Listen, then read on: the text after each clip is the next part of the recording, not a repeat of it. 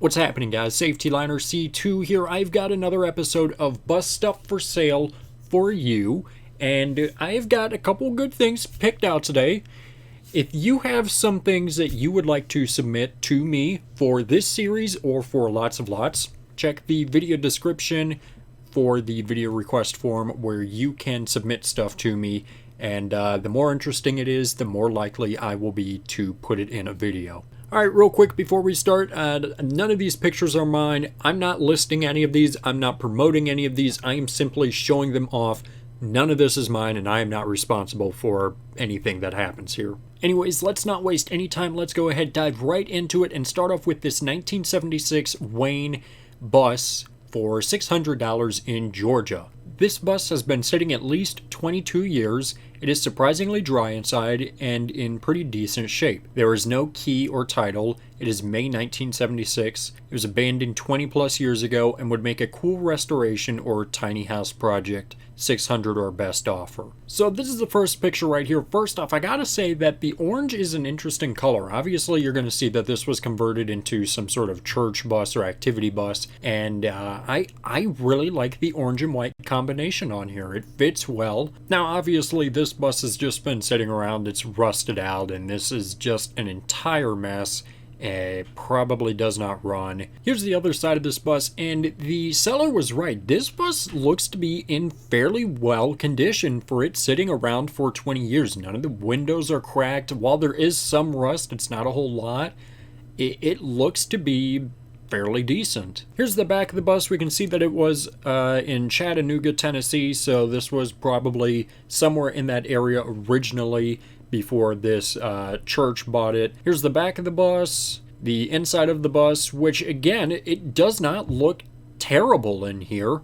There's the obvious surfaced rust, and the seats definitely need to be cleaned, and it looks like stuff has just been thrown in here. But the fact that all of the seats are in there, all of the windows appear to be not damaged, that's really good for a 1976 bus. Here's the front of the bus. We can see that this is a Loadstar, and you can kind of make out over here that the grill does look to be off, which is the first major thing that's wrong with it. Major. Still, it looks fantastic. Here's the front shot, and you can really see that this grill is off. I can't exactly tell, but it does appear to have the standard hood that just opens straight up instead of a butterfly hood. That would have made this bus a little more unique, but you can't win them all. And here's a picture of the bus from afar. Here's them showing that it's a manual door. Nothing too interesting right there. Here is the driver's area, which is extremely dirty. There's a few switches missing here, and you can see that there is stuff written under it, so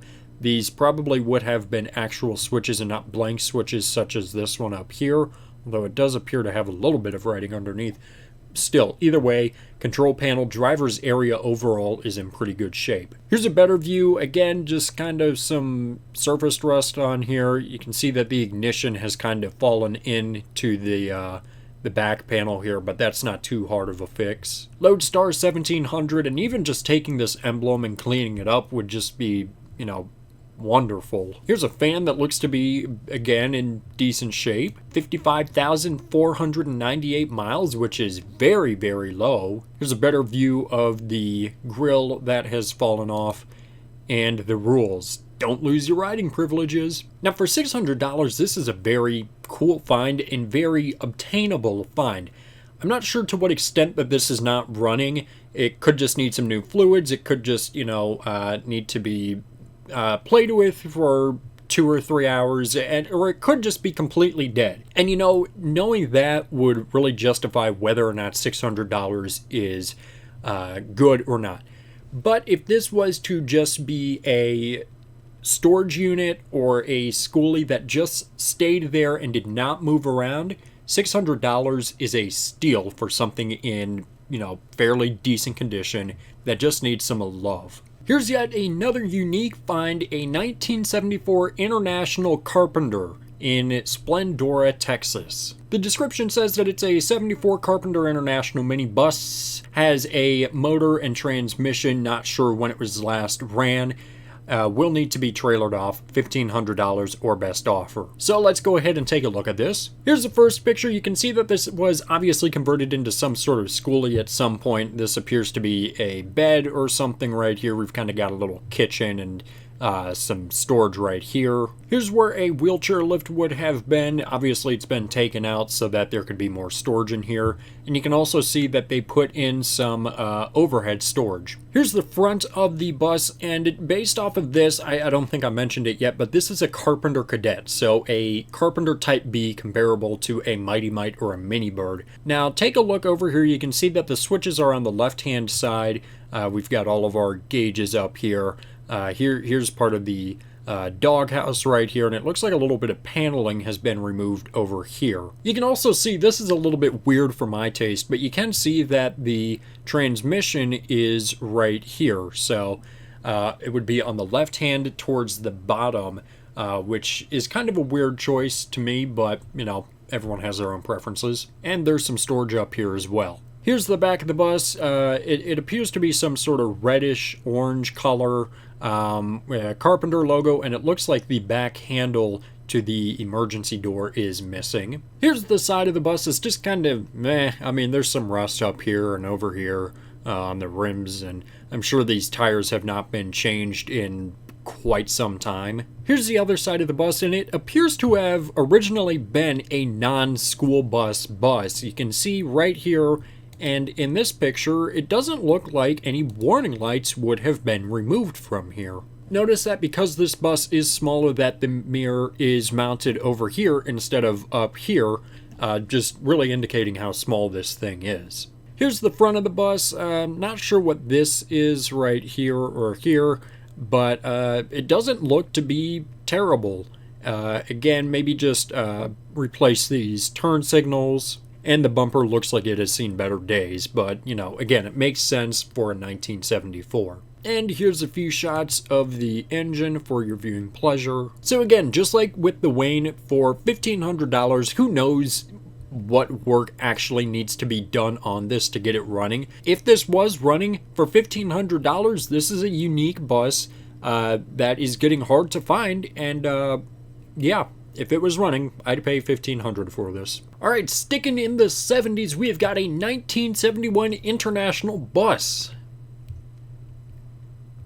Seems specific enough. We are in Oregon this time, and the description says, school bus I pulled out of Crescent City. It sat for 20 years, just gutted it for a camper conversion, title in hand. Painted brown before it sat. It has a few rusty points, but only a couple for the look. Needs motor to be gone through or swapped. Was running, but seals are leaking. I'm just gonna build something smaller and haven't had the time to build, so need my space back. $1,500 or best offer. Okay, so leaking in the engine, probably not that great, and already with a possible engine swap or major work on the engine, $1,500 is already too high. But let's look at it anyways. Alright, so first thing about this bus, you can see that there is an emergency exit on the driver's side towards the back, and you'll see why here in a minute. Take a look at the seat. It literally just looks like a fold-down chair. This could not have been comfortable to ride in at all. And we have the in-out style manual door, so some of you might be thinking that this is a Carpenter, but it's not. This right here is a Superior, and wow, this thing is rough. Now obviously the seller said in the description that they painted the bus brown, but it just does not look right. I'm not a fan of this. Also, take a look at the chains over here. I don't know why they're sitting there. The other thing too is that this bus came from California, indicated by the California license plate, but we'll also see that it is a California bus based off of the back of the bus.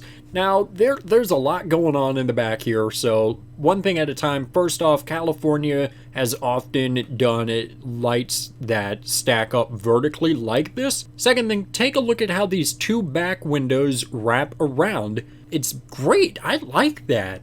It's two pieces. You can see that there's one right here, and then same thing. But more visibility for the driver, and visibility is always necessary. Okay, and the last thing, this is the weirdest thing. This bus does not have an emergency exit door like on standard Type Cs. Instead, it is all kind of boxed off back here, and we just have a Type D window right here instead. You can see that it folds up right here, and it wow. All right, two more things to note. Take a look at the lone reverse signal right there, and then the Superior emblem still on there. All right, and here's the last picture. It's them working on the bus. You know, obviously it's been torn up on the inside, but you can see here is the emergency window that appears to be opened up. You got the emergency exit right there, and the emergency door on the driver's side actually opened up. So just based off of the fact that this is a Type C with a Type D rear, it's amazing. And again, if this was running, you know, like I've been saying, that'd be ideal. But for $1350 with something that will need major work on it, no. All right, here is the last bus from the 70s. It's a 1976 GMC bus. Again, very, very specific here. The description is as follows: 1976 GMC school bus with a 350 V8. I was able to start it up right away with some starter fluid, but it will need to be towed away from the property as it has not been on the road for 10 years, and it is $2,000. Finally, a bus that runs great. This is already a much better start. Again, this is in California, so we're going to see some California specs on here. Here's the first picture, and look at the inside. The inside is in remarkably well shape. It doesn't appear that there's any broken glass. The seats, you know, the seats are kind of meh. The inside overall is just in great shape. And here we go. We are looking at a GMC Carpenter. This is beautiful, beautiful, beautiful bus here. This mirror has gotten damaged somehow. It looks like they're working on the bus. And this, it just appears to be dirt on here, so kind of just need to wash that off. It looks like the door is also damaged here, so never mind about the lack of broken glass. And it does also look like the door is kind of sticking out almost at a angle here, but you can't exactly tell. Here's a shot of the engine, another one, and here is the inside of it. You can see that this bus has a 4-speed manual transmission. It looks like the steering wheel is pretty damaged from, you know, just looking at it.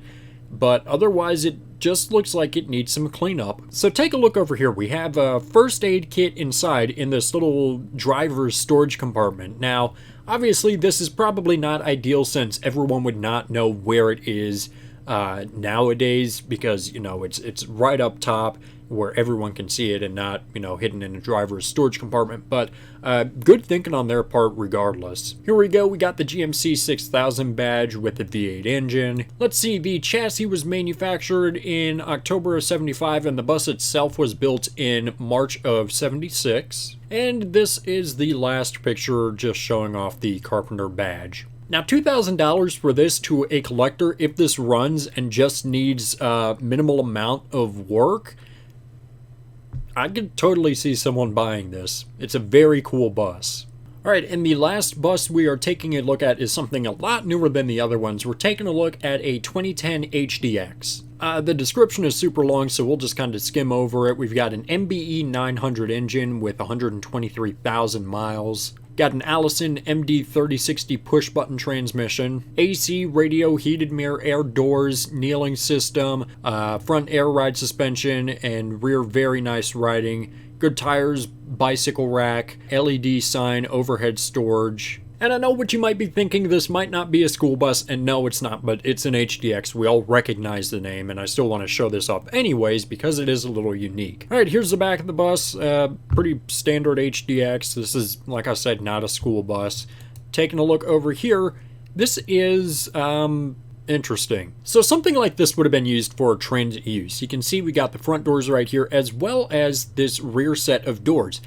The rear set of doors was actually available on school buses too, and there are a very, very low amount of HDXs and ERs with these rear doors, but they're out there. You can also see we've got the transit style passenger windows. I like that blue down there. It's a simple design. I think another blue line up here would have looked nice, but you know, I'm not making up the graphic designs for, you know, whoever owned this. 123,593.9 miles, just a view of the gauge cluster as well. Here's a better shot of the bus itself. You can also see we do have the bike racks up here. We have the sign right here.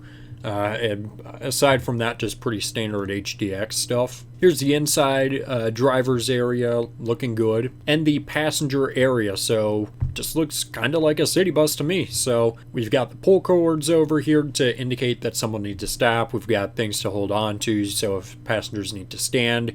And we've also got these nicer style seats in here than what I assume you would find in ordinary city buses now. Here's the transmission. Again, another great shot of this bus. You can see that the doors open kind of whoosh, like that instead of, you know, standard how normal HDX door or bus doors do open up. There's a shot of the engine right there, a close-up picture of it. Also, take a look at this right here. You can see that there are 3 switches right there, which would probably be used for remote start or high idle or something like that. Here's a picture of the other side of the bus. We can see that, you know, it's, again, pretty standard HDX without actually being a school bus, so there is no stop sign removed or anything like that. We can also see that there is Yale Shuttle on here, which pretty much confirms what I was thinking, that this was not exactly a 100% city bus that just anyone can get on, but that this was also not like an activity bus designated for, you know, a high school or something like that. This would have been a college shuttle getting around campus. Here's a look at the switches over here, and I can't exactly tell what this switch is. I can see that that says on or off, but that's about it. Now here's another thing to note. We have foot pedals down here, and I'm not exactly sure what those would have been used for. Sometimes in older vehicles, those would have been used for turning signals, but if we look at this picture, there is one right there, and the foot pedals are right there, obviously, so that's not what they're used for.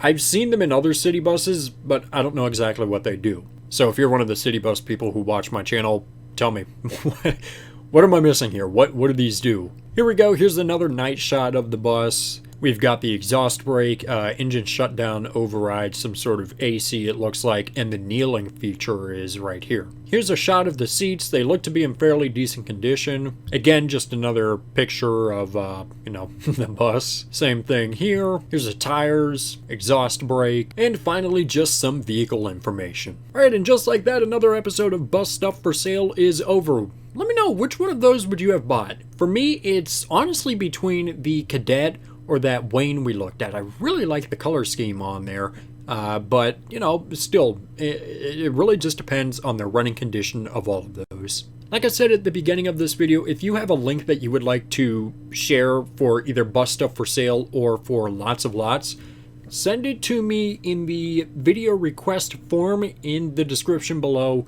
The more interesting it is, the more likely I will show it off here. Anyways, that is going to do it for this video. Thank you guys so much for watching. Always appreciate it. Make sure that you subscribe right down here. It's a magical red button that says you are now subscribed to Saf-T-Liner C2. Make sure you comment up here, down here, over here, or over here. I don't know where they put it down here, where they put it.